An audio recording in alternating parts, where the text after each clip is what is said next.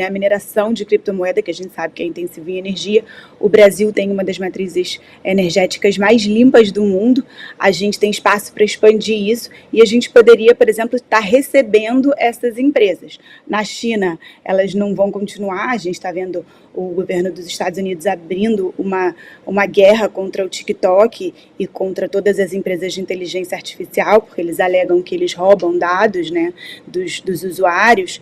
E assim, é só comentar do quanto o Brasil perde oportunidade, de novo, pelo que a gente falou.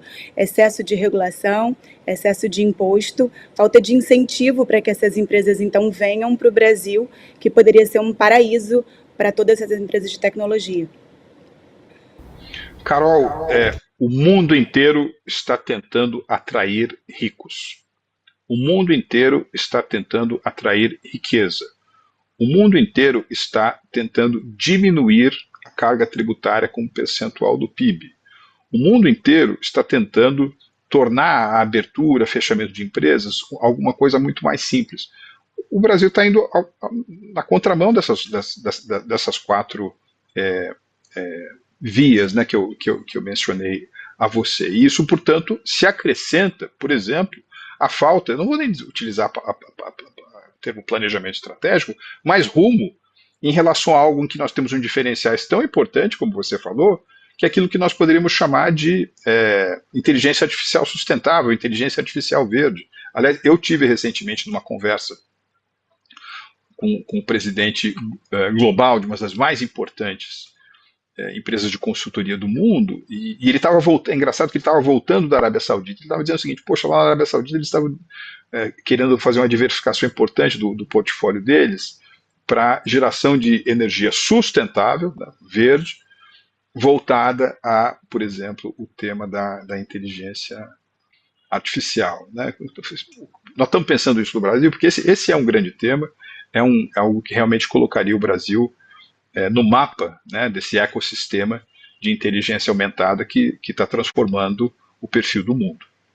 Senhor, eu sei que o teu tempo está encerrando, mas deixa eu te colocar uma questão que eu acho que ela está ainda mais presente agora com o governo Trump. Né? Desde a pandemia, a gente teve um redesenho aí dessas políticas que muitos estão entendendo como uma volta do nacionalismo, com substituição de importação, com aumento de tarifa de importação, justamente para tentar impulsionar a reindustrialização. Países todos, não foi só os Estados Unidos, todos perderam durante o processo de globalização, com exceção de alguns asiáticos. Aí a China talvez seja o grande exemplo, né? Talvez seja o país que melhor tenha se utilizado, se aproveitado da globalização. E a gente está vivendo essa ressaca da globalização, né, como você menciona diversas vezes.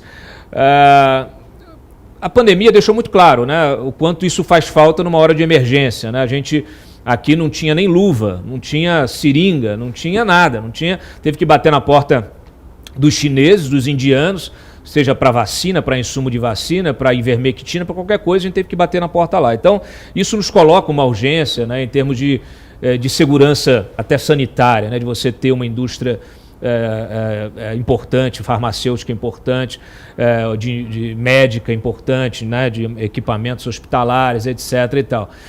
Isso vale para várias coisas. Isso vale para IA, para a questão até da segurança informacional, isso vale para a questão da energia, né, para a segurança energética, isso vale para a segurança nacional, hoje que nós temos aí organizações criminosas transnacionais que acabam afetando a soberania do país, né? Então não é mais uma questão só militar, né? Quando a gente olha, eu tive na sexta-feira aqui uma conversa muito interessante com um especialista em segurança e defesa, e ele me disse, Cláudio, enquanto o Brasil abordar o PCC e o Comando Vermelho do ponto de vista de segurança pública, a gente não vai resolver o problema, porque não é um problema de segurança pública, né? A gente está lidando com uma guerra híbrida que precisa ser encarada como uma guerra híbrida. Então, isso nos coloca uma série de desafios, inclusive para o liberalismo. Eu sei que você é um liberal, a gente está vendo aí o Trump, né, na maior potência capitalista do planeta, os Estados Unidos, mas adotando políticas que talvez sejam keynesianas, né, demais. E como é que a gente chega no equilíbrio disso? Afinal de contas, passamos dessa fase da globalização, da liberação total, dos neocons, e a gente hoje está numa nova fase. Essa fase, como é que a gente entende essa fase? É uma mistura, é uma mescla. Você uma vez me disse, Cláudio, o perfil do Brasil, eu insisto ainda que é um país que precisa de mais liberalismo. Mas, ao mesmo tempo, a gente está sofrendo aí uma invasão, por exemplo, da China e até de grandes corporações se apropriando de setores estratégicos do Brasil para poder garantir a sua própria soberania, a sua segurança alimentar, a sua segurança energética. E a gente aqui virou para ser um fazendão, em que qualquer um vem aqui, toma o que lhe acha que é de direito, e a gente aqui não tem segurança, por exemplo, alimentar nem para os nossos cidadãos. Os brasileiros hoje não conseguem, estão aí sofrendo com uma situação absolutamente precária de acesso ao básico, ao agro, à comida, à proteína, a tudo. Temos um ministro da Casa Civil que no final da semana passada disse que a gente tem que trocar a laranja por qualquer uma outra fruta. Eu fico me perguntando se é pela banana. Fazenda sem dono, né? Me parece que essa ideia de trocar frutas, né? Infelizmente tem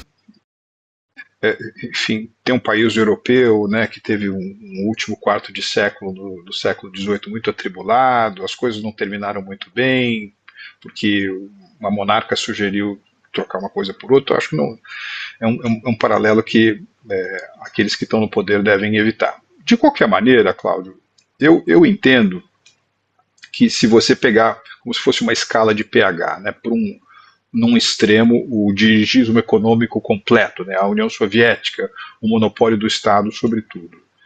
E se você pegar num outro extremo aquilo que poderia ser, digamos assim, uma situação completamente laboratorialmente perfeita, né, de competição, de participação das empresas da economia, né, muito provavelmente o cursor ele viaja ao longo desses dois pontos de referência.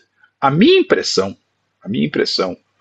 é que quando o cursor está mais perto das ideias de livre mercado, de livre concorrência, de economias mais abertas, de fluxo de investimento mais abertos, essas economias performam melhor, né? Vamos lá, se você pegar da segunda metade do século XX para cá, ou depois da Segunda Guerra Mundial para cá, onde é que você teve milagre econômico no mundo? Você teve milagre econômico na Alemanha, no Japão, na China desde 1978, no Chile em alguma medida dos anos 70 até mais recentemente, você teve na Espanha desde 1982 para cá, você teve em Israel desde 1985 para cá, você teve na Coreia do Sul dos anos 70 para cá. Esses foram os locais onde acendeu-se uma luz econômica. Então essas sociedades conseguiram essa mudança de andar, essa mudança de patamar positiva, porque se tornaram economias mais liberais, mais capitalistas, mais orientadas a mercado, ou pelo contrário, porque elas foram mais dirigistas, mais fechadas, mais a monopólios, mais uma dominação do Estado sobre tudo. Me parece que não. Quando o cursor está mais perto, né, do que a gente considera.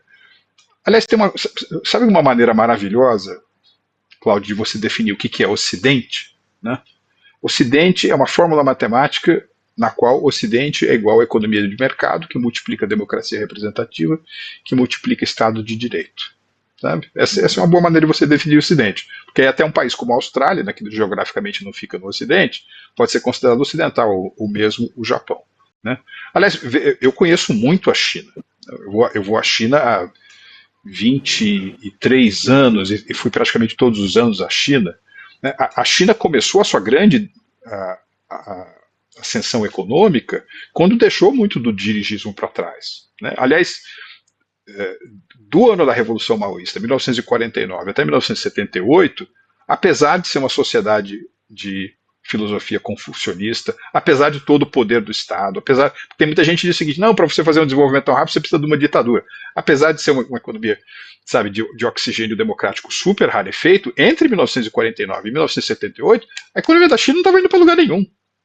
Foi quando ela permitiu a agricultores vender seu produto no mercado, abriu mercados internacionais para os produtores, aceitou a presença do investimento estrangeiro direto, aumentou o potencial de interlocução com o mundo, que a China começou a crescer e se tornou essa potência econômica tal qual nós conhecemos hoje. Mais uma vez, as fórmulas que o Brasil tem adotado nesses últimos 25 meses, né, 25 meses, vão ao contrário do êxito da experiência histórica. O problema, na minha opinião, Cláudio, que eu acho que a sua pergunta tenta capturar, é que se você tem países como os Estados Unidos, ou como os europeus, né, o Reino Unido, por exemplo, que, enfim, Adam Smith era escocês, né, David Ricardo enfim, essa galera toda era britânica, né, de onde sai o berço do liberalismo econômico. Se esses sujeitos, eles próprios, estão adotando posturas protecionistas, isso não invalida as teses do liberalismo. Eu acho que nós estamos passando por uma fase que, na ausência de um termo melhor, eu gosto de chamar de geoecono-segurança. Certo? Ou seja, as empresas e os governos estão topando abrir mão do que é uma eficiência plena, que vem com mais, por exemplo, liberalismo, em nome de você utilizar a proteção a mercados ou o subsídio hipertrofiado em determinadas empresas para vencer uma disputa que talvez seja uma disputa civilizacional. Né? Você conhece tão bem, Cláudio, relações internacionais, sabe que durante muito tempo a gente foi influenciado por aquele texto do Samuel Huntington, né? O choque de civilizações. Então talvez você está adotando muitas dessas medidas em nome de você proteger o Ocidente, porque o Ocidente, como Paulo Guedes gosta de mencionar, está em modo de sobrevivência. O fato é que o Brasil tem uma longa experiência em não produzir resultados econômicos expressivos por conta da onipresença do Estado na economia. Sabe? Então, eu não sei se você se lembra de uma música da Gracie Jones. A música era assim: I'm not perfect, but I'm perfect for you. Quer dizer, eu não sou perfeito, mas sou perfeito para você. Eu acho que assim, o liberalismo econômico não é perfeito, mas ele é perfeito para o Brasil.